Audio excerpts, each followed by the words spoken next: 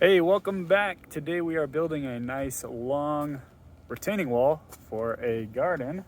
Got all of our blocks delivered, pile of dirt, got our shovels, and here is what we're gonna be working on. So we already put the old wall, which was like a flagstone, really ugly thing.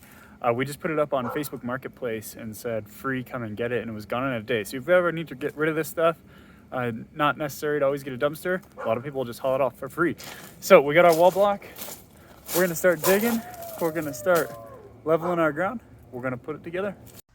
All right, so before you even get started digging out your trench or laying any blocks, the first thing you want to do is just get an idea how much fall you're going to have from one end of the wall to another. So your ground's never going to be perfectly level, but you definitely want to make sure that you build your wall level. So what I'm doing here is I'm just pulling a mason string from one end to another, and I've got it at the ground level at the high end, and at the low end where I am here, I'm going to see how high off the ground my string is. So there's my string. I get it nice and pulled tight, and at the far end it's at ground level, and at the low end I'm about 16 inches off the ground, which tells me I'm going to have about 4 steps in my wall because my blocks are each 4 inches tall.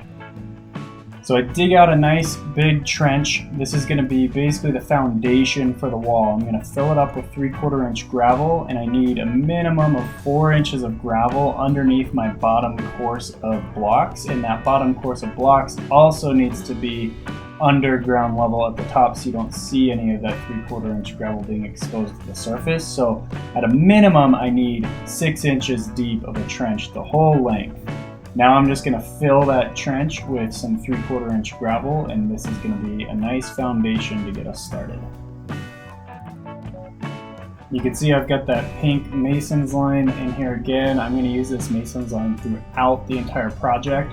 And right now I've just got it just below grade, about 2 inches below grade, 4 inches off the bottom of my trench, just to give me an idea on how much gravel fill I need in my trench. Alright, so the very first block, I really took my time to get this block positioned exactly where it needed to be. I'm all the way on the low end of the wall, and I want to get my block perfectly level and underneath my string, so my string is also acting as a guideline to keep things straight, and then also acting to make sure I get my height. So remember I said I'm going to have 4 steps in the wall. That means I'm going to have 3 blocks stacked on this low end, and then at the high end I'm going to have one block stacked above the string line when I get to that end of the wall. So I'm stacking my blocks, I'm making sure I've got it exactly perfect where it's going to be, and then from there we'll start setting our bottom course of blocks. So I'm showing you this step, which ended up being completely unnecessary, and I didn't do it, but the blocks have a lip on the back of them to help them lock. In the bottom course of blocks, I thought maybe I should knock off that lip to get them to sit level.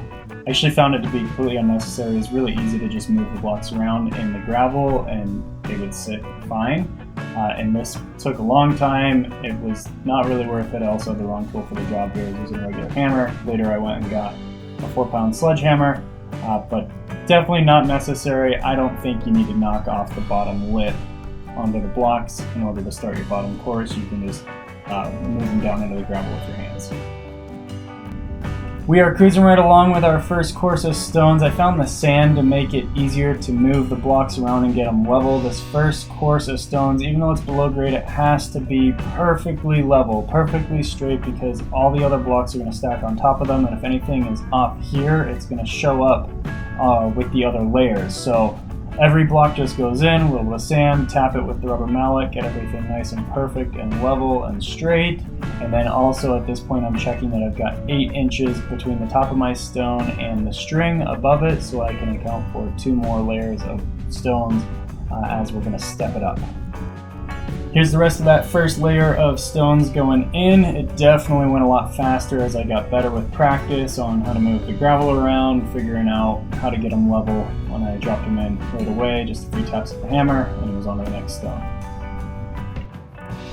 Here's a nice visual on what I mean by stepping up the wall. So you can see at the low end of the wall, I've got the stones just barely below grade. Only about 1 inch of that stone is below the grass level. And then as the ground rises but my wall stays level, eventually that course of stones ends up underground. And once I've got about 1 inch underground, I can set another stone on top of it, bring in some more gravel, and start a new bottom course of stones right there. At some point you're definitely going to have to cut some stones, so to do that you just take your grinder and you're going to score. You don't have to score all 4 sides of it. I found it was easier to just score all 4 sides of it with the grinder, and then I just take my hammer and a quick tap tap tap and the stone comes apart. Alright, I finally got that bottom course of stone set. Absolutely the most time-consuming part of the job, getting everything set perfectly and straight. I did a half circle around the tree, halfway through our wall. We got a few steps like we've been showing, and everything is ready to start setting stones and moving fast. So always starting at the lowest end of the wall, I pull my mason string to get it to the exact top of where the next stone is going to be, and then I'm just setting stones in, making sure everything's clear from underneath, and then backfilling as I go. So every single course, you don't want to wait till the end to backfill. You want to backfill every single course because you need to work all that 3/4 inch gravel into the gaps between the stones, which you'd never be able to do if you waited to the end to backfill. So you're going to lay all your stones and then go ahead and backfill each row before you move on to the next one.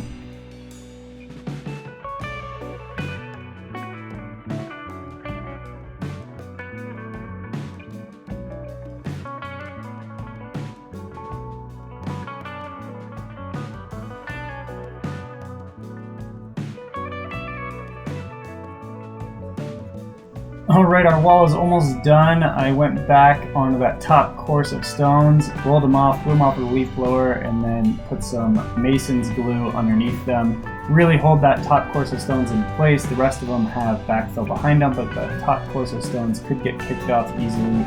So this just ensures that that top course of stones can't go anywhere, and the rest of the wall is going to be pretty secure as well. This is the top cap here. Unfortunately, my stone supplier did not have the right size top cap for this garden stone. This top cap was for a much larger format stone block. It was an extra step, but we figured we would just do this. We just did a quick score with the grinder. I could do the whole top of the pallet at one go. Score them all in half, and then stack them up and tap them, and they would just break right in half, and then they were the right size that I could use for the rest of the top cap.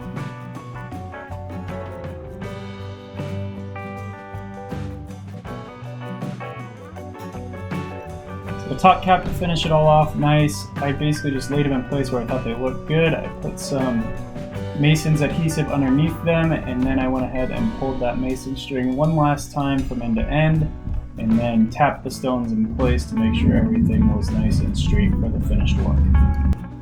The top cap on the rounded tree ring was a little bit tricky, so I laid my stones and labeled them out every other up and down, and then I marked the edges, tops and bottoms, of where they overlapped. Once I knew how much they were overlapping, I was able to take that distance, so I've got my marks there on the side with my angles, and I split that in half because I was only going to cut half of it out. Then once I've got that, I was able to just grind out half of that angled cut from that original mark. Half of it got grounded out, then I could just tap the edges off, and when I stack them back up, they should, in theory, match exactly to give me my rounded look, and it happened to work out, so that's what that looked like when that was all done.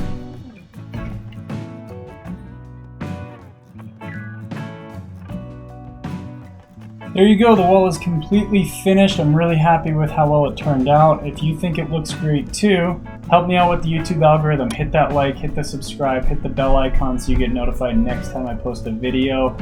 Leave a comment if you think the wall looks great. Maybe I encourage you to take on a project like this in your own yard. Let me know. I'd love to hear that kind of feedback.